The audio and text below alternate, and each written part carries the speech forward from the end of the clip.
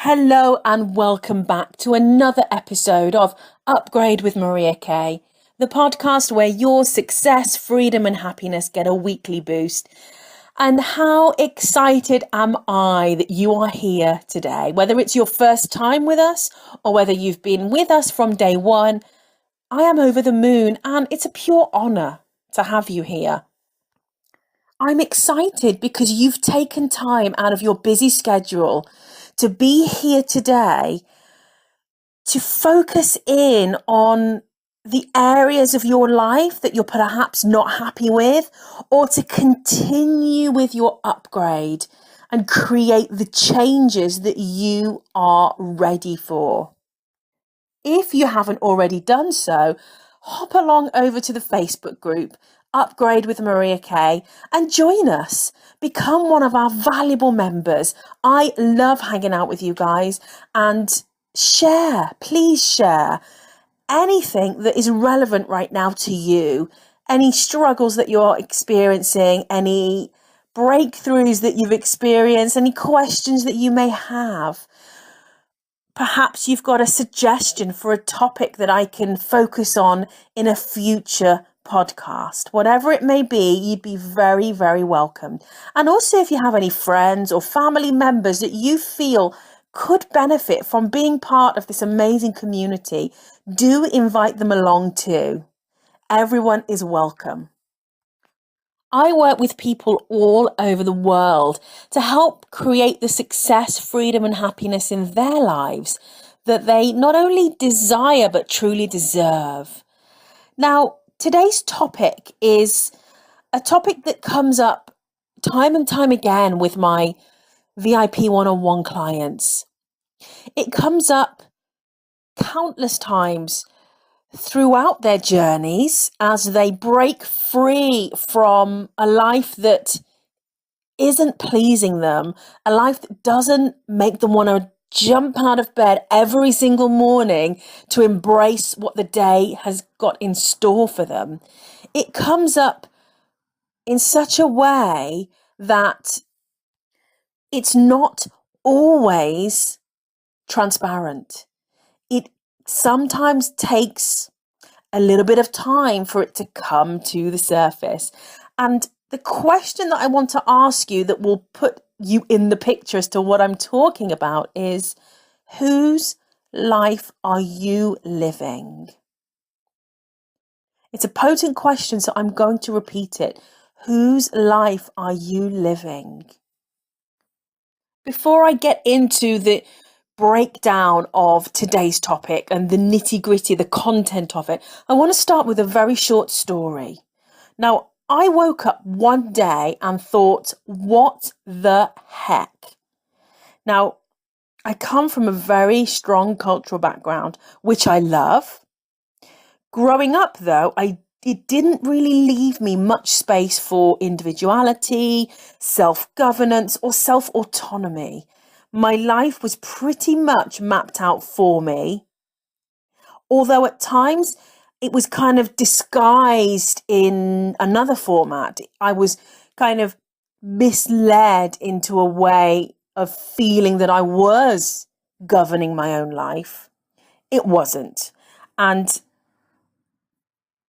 before I knew it, I was lost in this labyrinth of a life that actually was someone else's. It wasn't the real me. Now, this can happen to anyone at any age. For me, it happened to be my formative years, right the way through to the end of my 20s, actually. I was married at the age of 21 and separated at the age of 29.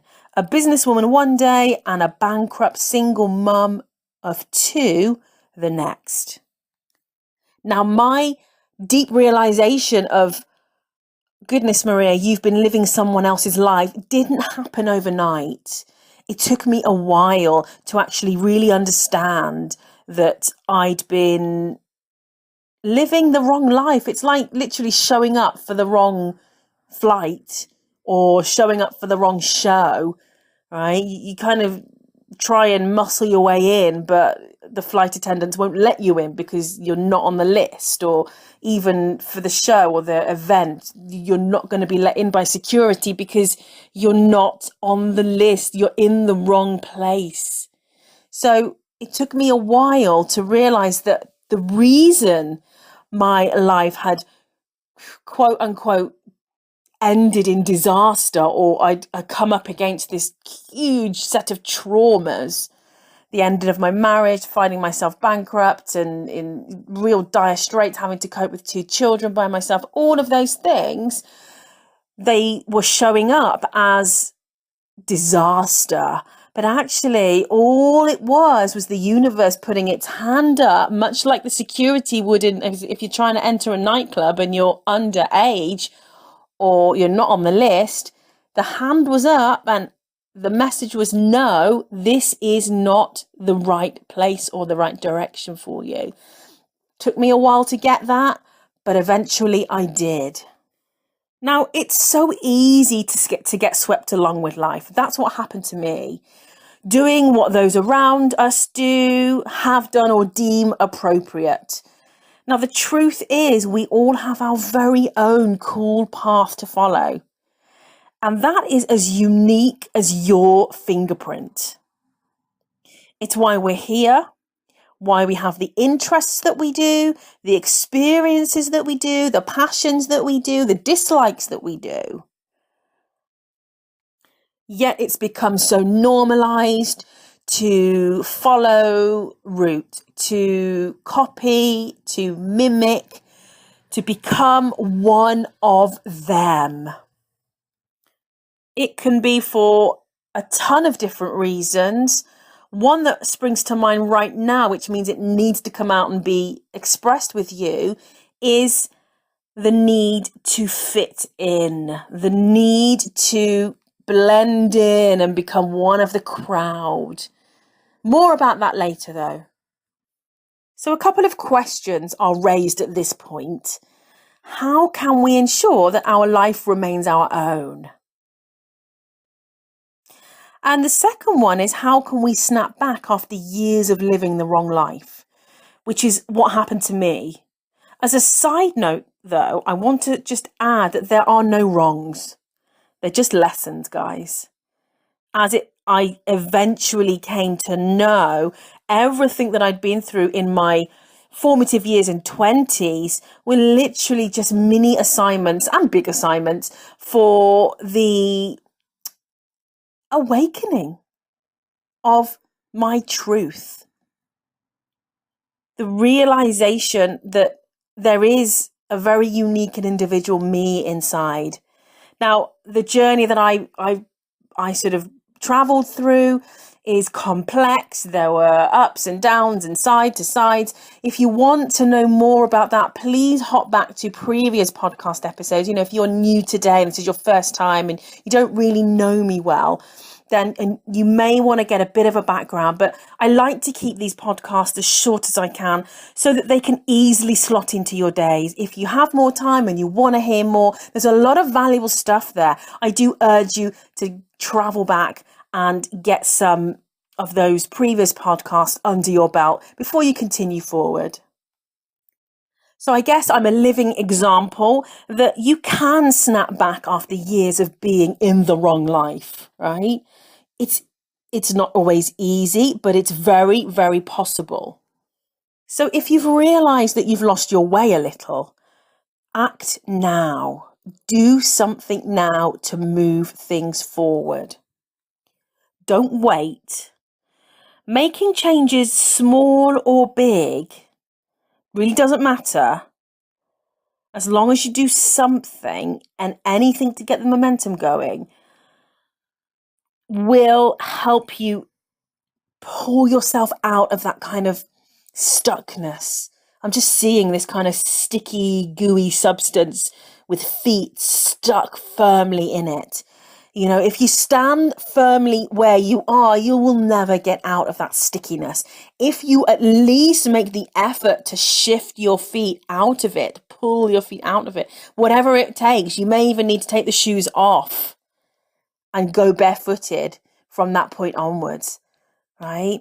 a metaphor for a lot of things there. Whatever you need to do, as long as you do something. Now, people around you may not like it, right? I have to be really frank here. The people around me, friends, family, for the most part were supportive, but the more I found out who I was and I allowed my real self to really shine through, it ruffled a lot of feathers. Still does to this day, but it's of paramount importance, guys, that you remain laser focused. The important part here is that you like who you are and you like showing up to your life every day. My mantra used to be, it's my life, I've got to live it. I've got to show up every day for my life. It's a bit like buying a ticket to a rock concert when actually you prefer classical music. You kind of wouldn't do it really, would you? So why do we do it for our lives? Now, as you move forward, the changes may not be drastic or huge. They may be pretty minute, perhaps as little as a daily workout or having an early night, or admitting that you don't like Chinese food and you prefer Indian food. Whatever it is, the big things are comprised of the little things. So don't think about it. Don't think that it's trivial or it won't make a difference. Every little thing counts and contributes to the bigger upgrade. So here, as you contemplate moving on, don't contemplate it too much. Just do it. Now, the next point, as you start to realize that, whoa, I'm in the wrong life here. And once you decide that you want to start moving on and creating some real powerful changes so that you can support the blossoming of the real special, unique you, is to question everything. Now, this might sound like a little bit too much hard work. And in theory, it does sound like hard work, but it's not.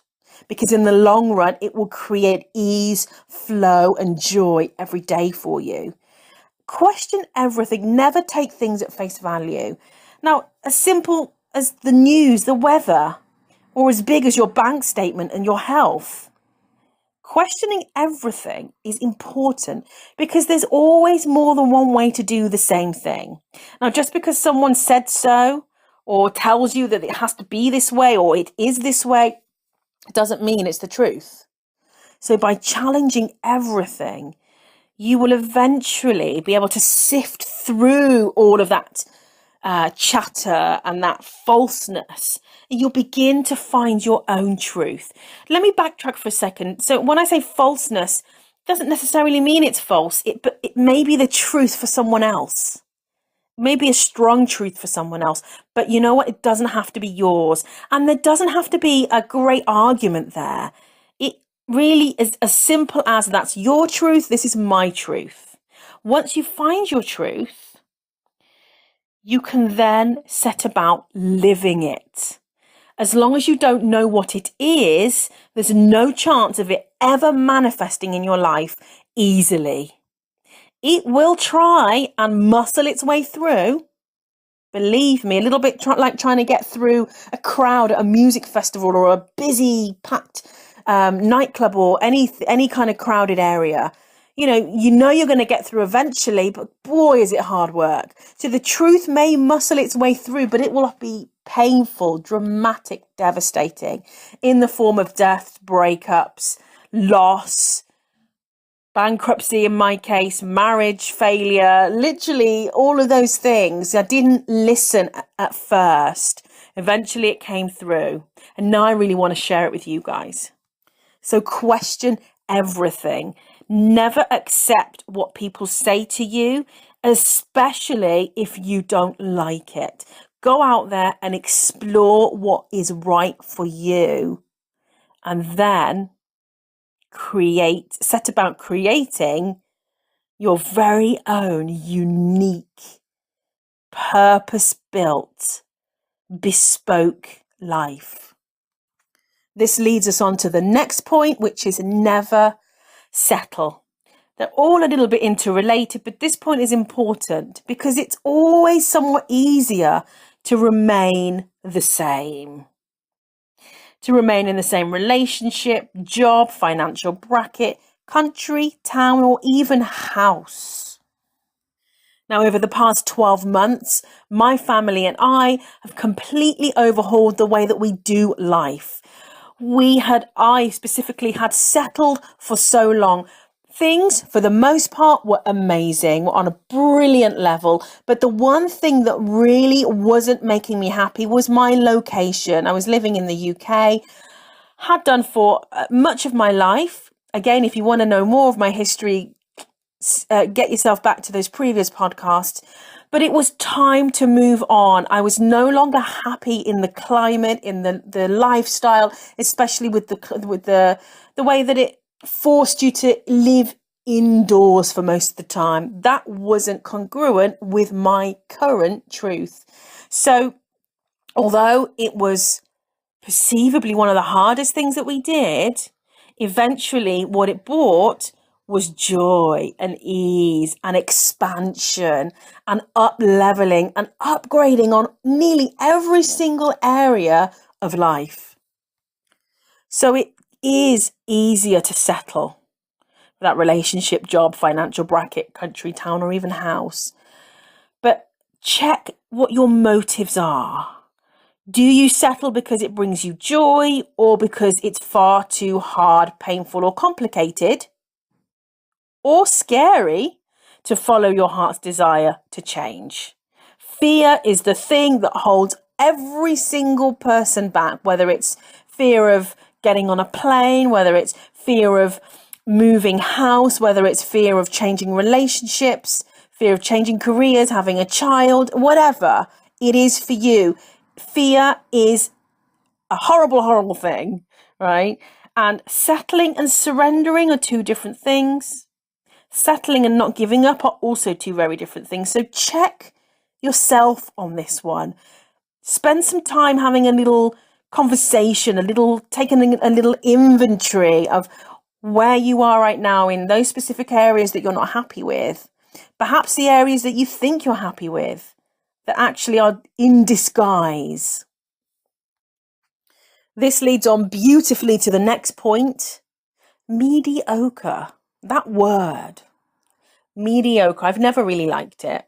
And I've sort of got quite well acquainted with it over the past years because it's something that kind of seeps in a little bit like damp on a wall. It kind of creeps in, doesn't it? And then it turns into mold and contamination and just not very nice effects. For me, mediocre is a bad word. And I want to get really clear on something here. Something that you may have heard before, you may not have heard before. You may have heard it before, but never taken it on board or even believed it. So listen carefully. You deserve the best. You deserve to have everything you desire. Yes, I mean everything. A cleaner, a gym membership, the partner that puts you first, 3 or 4 vacations a year, the house on the beach or in the country. The list is absolutely endless. Now, I have clients who, one in particular, but this happens a lot. One of the first things we do when we get into a client coach relationship is we take things from the floor, from the ground up. Now, for me, daily living situations are really important to look at, because if we're not supported by our daily living situations, there's no way we can go on to build advanced upgrades. There's no way we can go on to build the company that we want, the school that we want to create, that charity, whatever big vision you guys come to me with. Without that firm daily base that is keeping you afloat, it's impossible. It's a bit like trying to build a skyscraper without the adequate foundations. In fact, it's very much like that. So one of the first things we look at is the home environment. How do you live? Who do you live with? What do you do? How are you spending your time? Are you spending your weekend cleaning the house? Who does the grocery shopping? Who does the cleaning? Da da da da da. And we go through and we sift out, we identify, we pick out, we highlight what's working, what isn't working. How can we upgrade this? How can we improve this? If you heard me speak before, you'll have heard me say there's always room for better. There's always room for more. That doesn't mean that what we've got now is broken. What it does mean is that we're just upgrading. Everything deserves an upgrade. I'm pretty certain you upgrade your mobile phone at least every year, if not 2 years. I'm pretty certain you upgrade your electrical appliances every so often, right? The same applies to our life. So this is usually the thing that screams out when we're looking to upgrade daily living situations.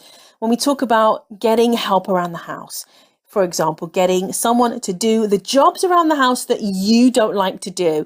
Now, I'm not saying that you should never pick up a dusting cloth again in your life, or a toilet brush, or prepare a meal, or, those kind of things are really lovely to do for yourself, for your family, for your loved ones. They're nurturing. They actually feel really lovely some of the time if you have the time, right? One of the things that comes up so often is, well, I can't get a cleaner. What will my mother-in-law say? What will the neighbours say? That's a bit snobbish. That's a bit da-da-da or da-da-da or da-da-da, right? Now, for me, that is a sign that mediocre has set in and that settling has definitely set in, right? I have to admit, when I first got a cleaner years and years and years ago, there were elements of guilt that kind of seeped in. Even though growing up, my mother often had periods of time when she would have help around the house. It wasn't an ongoing thing, but it happened for quite a long period of time during our late childhood. So if your mum, dad, partner, mother-in-law, or anyone else ever told you that you do not deserve the best, forgive them now and take it from me. You deserve to live the exact life that you are inspired towards. I'm going to repeat this statement. It's a strong one. And I want you to take it as, not that you need permission from me, guys, but sometimes we just need someone to say it's okay. It's okay that you don't want to scrub the bath every week. It's okay that you don't want to mow the lawn every week. It's okay that you don't want to traipse around the grocery store. It's okay. So I'm going to say it again. You deserve to live the exact life you are inspired towards. Now, I've been talking about sort of the domestic side of life here.